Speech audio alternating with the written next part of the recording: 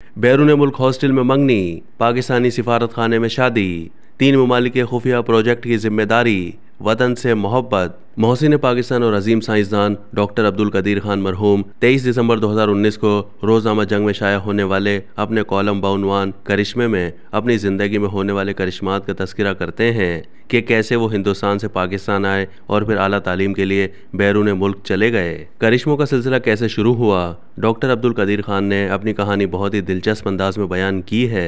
वो लिखते हैं कि आपको इल्म है कि मेरी पैदाइश हिंदुस्तान के वस्त में वाक़ रियासत भोपाल जन्नत मकाम में हुई थी। इस शहर और रियासत की खूबसूरती को अल्फाज की जंजीर में कैद नहीं किया जा सकता। तकसीम के बाद मेरे 2 बड़े भाई कराची आ गए थे। एक चंद महीने के बाद सऊदी अरब में तेल की कंपनी में मुलाजिम होकर दहरान चले गए थे और दूसरे कराची पुलिस में शामिल हो गए थे। 1950 में बड़ी बहन की शादी हमारे दूर के कज़न से हुई थी। वो 1947 में नवाब जूनागढ़ के बेटे के साथ कराची आ गए थे। वो भोपाल आए, मेरी बहन से शादी हुई और वो वापस कराची रवाना हो गए। उनके साथ मुझसे जो बड़े भाई थे वो भी कराची आ गए और पुलिस में मुलाजमत कर ली। 1952 में हाई स्कूल पास करके मैं भी चंद भोपाली ख़ानदानों के साथ बरास्ता खोखरा पार कराची आ गया। मैंने डीजे कॉलेज से बीएससी किया और सरकारी इंस्पेक्टर ओज़ानो पैमाना जात बन गया। मैंने ये मुलाजमत 3 साल की और आला तालीम के शौक़ में 1961 में बर्लिन चला गया। डॉक्टर अब्दुल कदीर खान मजीद लिखते हैं कि वो बड़ा मुश्किल वक्त था। वहाँ लोग अंग्रेज़ी नहीं बोलते थे, टीवी पर कोई अंग्रेज़ी प्रोग्राम नहीं होता था और अंग्रेज़ी का अखबार सिर्फ इतवार को रेलवे स्टेशन पर मिलता था। मैंने 6 महीने में जर्मन ज़बान पर काबू पा लिया। मेरी आदत थी कि छुट्टियों में अक्सर मैं आसपास के मुल्कों की सैर करता था। एक मरतबा जब मैं हैग यानी हॉलैंड गया तो अपनी बेगम से मुलाकात हो गई और हम अच्छे दोस्त बन गए। 1962 के मौसम गर्मा में वो बर्लिन आ गईं और अमरीकी फ़ौज के हेडक्वार्टर में काम करने लगीं। 6 अक्टूबर 1962 को मेरे हॉस्टल में हमने मंगनी की रस्म अदा की। उसमें कई ममालिक के तलबा थे। दिसंबर 1962 में हम उनके वालिदैन से मिलने हैग गए तो वहाँ बेगम ने कहा कि क्या मुमकिन है कि आप यहाँ तालीम हासिल करने आ जाएं, मैं अपने वालिदैन की खिदमत कर सकूँगी। हैग से आधे घंटे के फासले पर शहर डेल्फ्ट में निहायत आला यूनिवर्सिटी है जिसका नाम डेल्फ्ट टेक्नोलॉजी यूनिवर्सिटी है। उस ज़माने में उसको यूरोप की MIT समझा जाता था।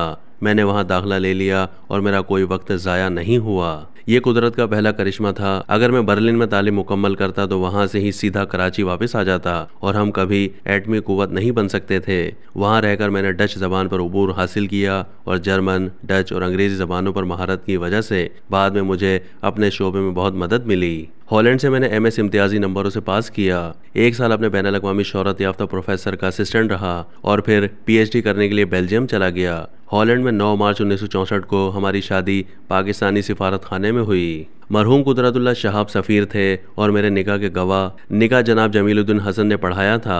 सिफारत खाने ने एक रिसेप्शन भी दिया था। जब मैंने PhD की तो एम्स्टर्डम से मुझे मुल्क की सबसे बड़ी कंपनी से मुलाजमत की पेशकश हुई, जहां इंग्लिस्तान, जर्मनी और हॉलैंड मिलकर तकरीबन 20 साल से यूरेनियम की अफजोदगी पर काम कर रहे थे और ये बहुत ही सीक्रेट प्रोजेक्ट था। मुझे इस पर लगा दिया गया। यह दूसरा करिश्मा था। मैंने यहाँ आला कारकर्दगी का मुजाहरा किया और बहुत सी मुश्किलात हल कर दी। यहाँ मैंने इस टेक्नोलॉजी में बड़ी महारत हासिल की। 18 मई 1974 को हिंदुस्तान ने पोखरान के मकाम पर एटमी धमाका करके दुनिया को हिला दिया। ये हमारा तबाही का ऐलान था। मुझे फ़ौरन एहसास हुआ कि अगर पाकिस्तान ने फ़ौरन इसके जवाब में हिकमत अमली ना अपनाई तो हमारे दिन गिने जाएंगे।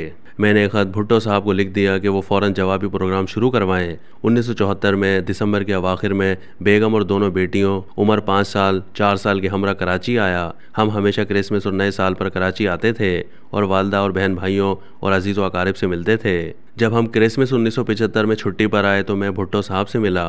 उन्होंने अचानक मुझसे पूछा कि आप कब वापस जा रहे हैं। मैंने कहा कि 15 जनवरी को। वो बोले, डॉक्टर साहब आप ना जाएं, बराए मेहरबानी रुक कर आप ये काम अपनी निगरानी में कराएं। हम छुट्टी पर आए थे। मेरी आला नौकरी थी। यूरोप, इंग्लैंड, अमेरिका वगैरह जाया करता था।